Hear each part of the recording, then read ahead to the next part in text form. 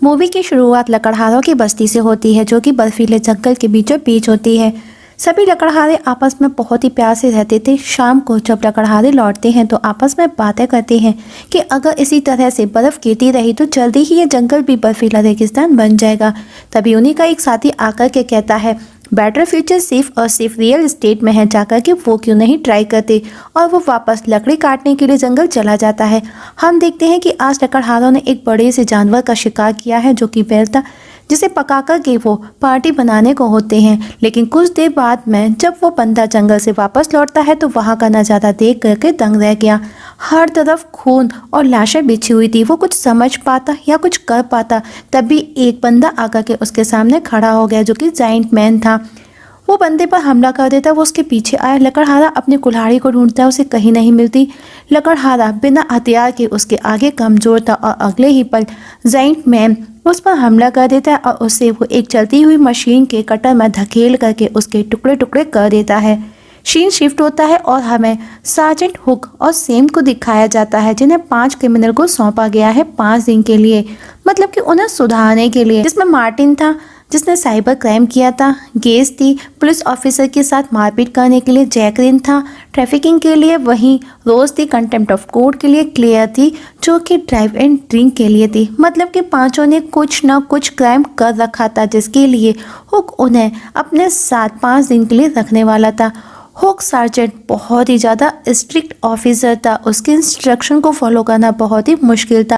जबकि जो सैम थी उसके साथ में वो बहुत ही ज़्यादा सॉफ्ट हार्टेड थी, मतलब कि दोनों एक दूसरे के ऑपोजिट थे। हुक उन पांचों को कहता है, तुम्हारे बाप के नोटों की वजह से तुम आज जेल जाने से बचे हो, पर इस गलतफहमी में बिल्कुल भी नहीं रहना कि तुम बच गए, क्योंकि अब से हर पल मैं तुम पर नजर रखूंगा। दरअसल हुक उन पांचों क्रिमिनल को 1 हफ्ते के लिए किसी जंगल में लेकर के जाने वाला है, जहां पर उनकी काउंसलिंग होगी, कुछ टेस्ट वगैरह होंगे फिजिकली। जो भी वो टेस्ट पास कर लेता है वो आज़ाद होगा, पर मेरे रूल्स को भी फॉलो करना होगा। उसे सज़ा मिलेगी जो मेरे रूल्स को फॉलो नहीं करेगा। मतलब कि टेस्ट के साथ में उन पांचों को हुक के रूल्स भी फॉलो करने होंगे। जल्दी ही हुक सेम उन पांचों को लेकर के जंगल के लिए निकल पड़ते हैं। रास्ते में हुक स्मोक करता है, ये देख करके सेम को अच्छा नहीं लगता। सेम हुक को कहती है कि अगर तुम ऐसा करोगे तो बच्चों पर तुम्हारा क्या असर पड़ेगा। पर हुक जो कि बहुत ही ज़्यादा स्ट्रिक्ट था वो बोला उसे इन सब बातों से कुछ भी फर्क नहीं पड़ता। एक बंदा जो कि उन पर नजर बनाया था। जल्दी ही वो लोग जंगल में पहुंच जाते हैं, जहां पर हुक उन पांचों पर अपनी शक्ति दिखाने से बाज नहीं आता। वो उन पांचों से कहता है, कोर्ट ने तुम्हें ये एक मौका दिया है सुधरने का, या तो सुधर जाओ या फिर पूरी जिंदगी जेल में सड़ोगे। मुझे पता है तुम सब बेअक्ल हो, पर शायद मेरे साथ रहकर के तुम लोगों में अकल आ और तुम लोग समाज में रहने के लायक बन सको। दरअसल उन पांचों के फिजिकल चैलेंजेस हुक के साथ में होने थे और सैम के साथ में काउंसलिंग सेशन, पर हुक इतना स्ट्रिक्ट था कि वो उन पांचों के साथ में सैम को भी टेंट में रहने का ऑर्डर दे देता है और खुद केबिन में रुकता है। दरअसल हुक सार्जेंट होने का फायदा उठा रहा था। वहीं जंगल में एक भालू को दिखाया जाता है जो कि लगभग हिरन के काफी करीब था। वो हिरन का शिकार करने को होता है, पर तभी कोई भालू की गर्दन पकड़ करके हवा में उठाता है और उसे हवा में ही मार देता है, जो कि वही जाइंट मैन था। रात को सैम उन पांचों से एक एक कर उनके बारे में पूछती है। तभी वही सस्पिशियस बंदा जो कि उन पर नजर बनाया था उनके पास आकर के कुछ कुछ कहने लगा। सैम उसे वहां से जाने का कहती है, पर तभी हुक वहां आ गया और हम देखते हैं हुक उसे मिक्स कह करके बुलाता है। मतलब कि वो एक दूसरे को जानते हैं, पर हुक उसे वहां से भगा देता है। रात को गेस जैकलिन के टेंट में आकर उसके क्लोज आने लगती है, पर तभी सैम वहां आ जाती है और बेचारी गेस के अरमान पे पानी फिर जाता है।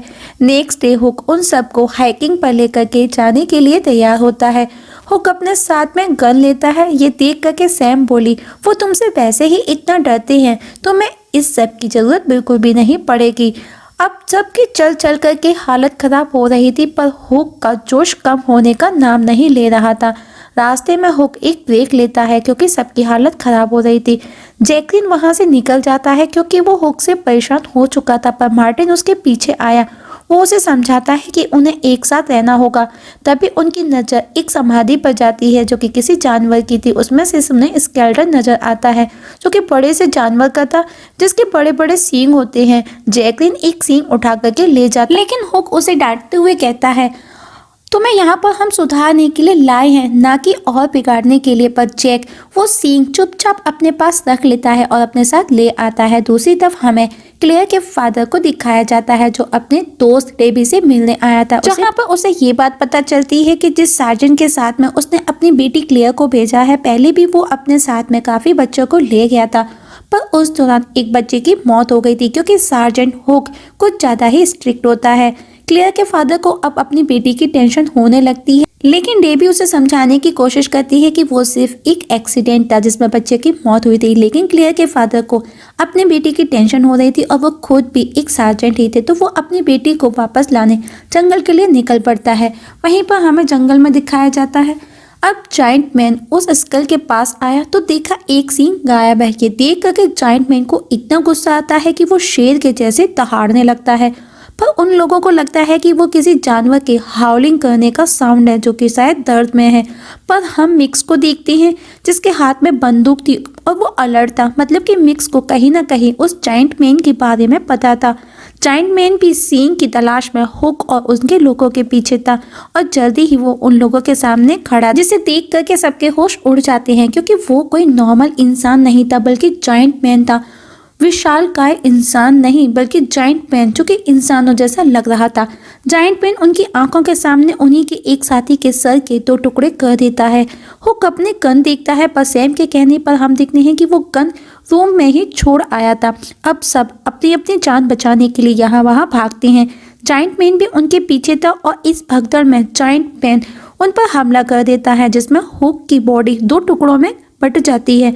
हुक यहाँ पर भी कंटिन्यू जाइंट मैन को रोकने की कोशिश करता है। वो कुछ ना कुछ बोले जा रहा था, पर जाइंट मैन उसे कुचल करके बाकी लोगों का पीछा करना स्टार्ट कर देता है और अब वो सिर्फ 5 लोग बचे थे। वो किसी तरह केबिन तक पहुंचते हैं, पर उनके पास में अब कोई और ऑप्शन नहीं था सिर्फ वहां पर रुकने के सिवाय।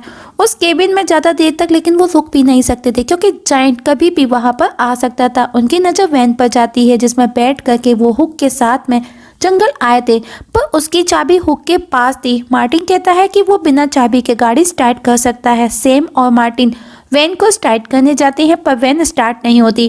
कुछ देर बाद वो लोग देखते हैं कि जाइंट उनकी वैन को खींच करके लेकर के चला जाता है। इससे वो और ज़्यादा परेशान हो जाते हैं, क्योंकि जंगल से बाहर निकलने का वो इकलौता जरिया था। कुछ ही देर में मिक्स भी वहाँ आ गया। वो उनको पूछता है तुम लोगों ने आखिर क्या किया वहाँ पर, जिससे कि उस जाइंट को इतना गुस्सा आया। मैंने आज से पहले उसे कभी इतने गुस्से में नहीं देखा। कोई बताएगा कि तुम लोगों ने ऐसा क्या किया?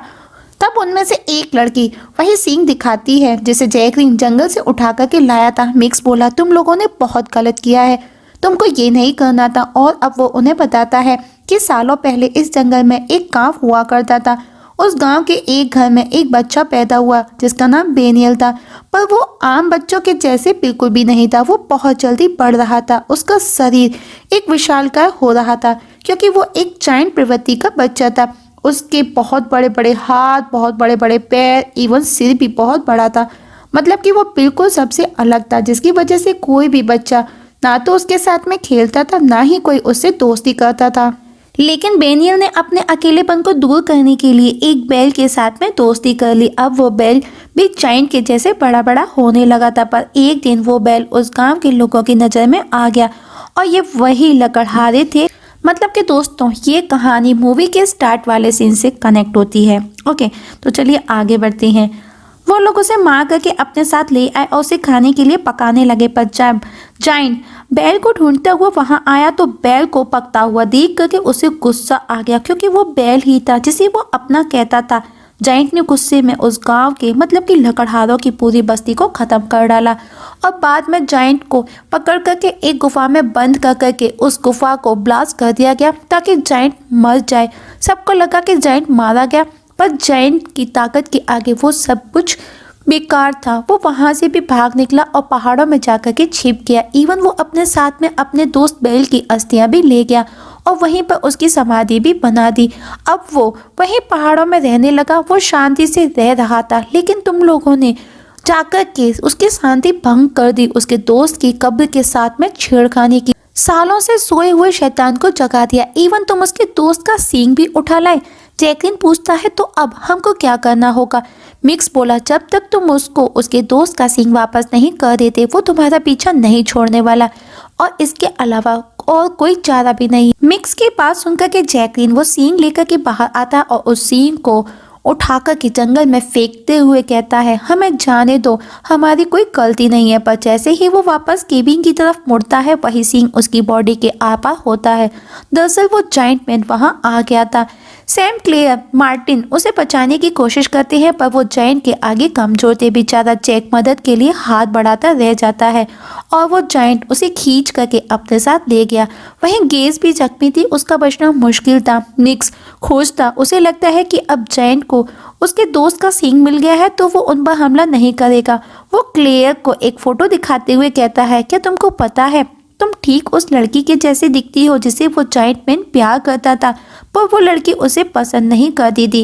वहीं दूसरी तरफ जंगल में क्लेयर के फादर को दिखाया जाता है जो कि अपनी बेटी क्लेयर की तलाश में आए थे। उन्हें वहां पर वहीं जायंट मैन के फुटप्रिंट के साथ में हुक की बॉडी नजर आई। बंदा फौरन समझ गया कि जरूर कुछ तो गड़बड़ है। वो फौरन डेबी से हेल्प मांगता है। वहीं जायंट अब उसका सब्र टूट चुका था। वो उनके केबिन पर हमला करना स्टार्ट कर देता है। वो पूरे केबिन को चारों तरफ से तोड़ रहा था। इवन वो गेज को हवा में उठा लेता है। मार्टिन और सैम उसे बचाने की कोशिश करते हैं।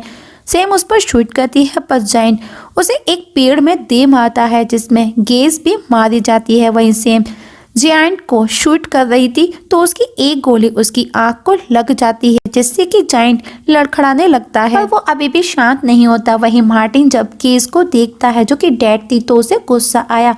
वो जायंट को मारने जाता है पर सैम क्लेयर उसे वहां से चलने का कहती है, लेकिन इससे पहले जायंट उनके सामने आकर के खड़ा हो गया। पर तभी क्लेयर के फादर वहां आ गए। वो जायंट को शूट करते हैं जिससे कि जायंट बेहोश हो गया। और अब जैसे ही वो चारों वहां से निकलने को होते हैं, मिक्स उन पर गन पॉइंट किए उनके सामने खड़ा था। वो सब उसे रास्ते से हटने का कहते हैं पर मिक्स बोला, अगर वो लोग चले गए तो जायंट का गुस्सा शांत नहीं होगा। तभी मार्टिन मिक्स की गन पकड़ उसे साइड में खींचने को लगता है और उस छीना झपटी में गन चल जाती है जिसमें मार्टिन की मौत हो जाती है।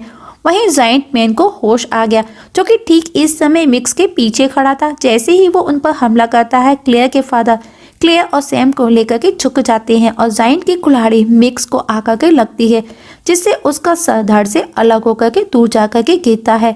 अब वो तीनों अपनी जान बचा कर के वहां से भागते हैं पर जायंट मैन अभी भी उनके पीछे पड़ा हुआ था। वो लोग भी अपनी गाड़ी में सवार थे, जंगल के अंदर थे। क्लेयर के फादर गाड़ी के पीछे बैठ करके जायंट मैन पर शूट कर रहे थे पर जायंट को एक भी गोली नहीं लगती, या फिर यूं कहा जाए कि उस पर कोई असर नहीं हो रहा था। जायंट उनकी गाड़ी पर हमला कर देता है जिसमें क्लेयर के फादर की जान जाते जाते बचती है। पर जैसे ही वो संभलते हैं तो उन्होंने देखा जायंट उनके सामने है और अब वो उन पर सामने से हमला करता है जिससे गाड़ी आउट ऑफ कंट्रोल होकर के एक पेड़ से जाकर के टकराती है। क्लेयर के फादर उछल करके दूर जाकर के गिरते हैं और अब वो तीनों भागते हुए एक नदी के ब्रिज पर पहुंचते हैं, पर वो वहां पर ट्रैप हो चुके थे क्योंकि ब्रिज आगे से लॉक था और जायंट भी अब वहां उनके पीछे खड़ा था। और अब वो जायंट मैन उन्हें मारने उनकी तरफ बढ़ रहा, लेकिन उससे पहले डेबी वहां पर आ गया और उसके साथ में पूरी फोर्स थी और वो लोग जायंट पर शूट करना स्टार्ट कर देते हैं और वो उसे इतना शूट करते हैं कि वो उसकी पूरी बॉडी को छलनी कर देते हैं। घायल लड़खड़ाता जायंट क्लेयर की तरफ देखता है और हाथ से इशारा करते हुए कुछ कहने की कोशिश करता है। यहाँ पर दोस्तों शायद ये वाली बात क्लियर हो जाती है कि मिक्स ने जो कहा था शायद ठीक था और लड़खड़ाता हुआ जायंट में नदी में जाकर के गिरता है और उसकी वहीं पर मौत हो जाती है। इसी के साथ में हमारी आज की ये मूवी की एक्सप्लेनेशंस यहाँ पर खत्म हो जाती है।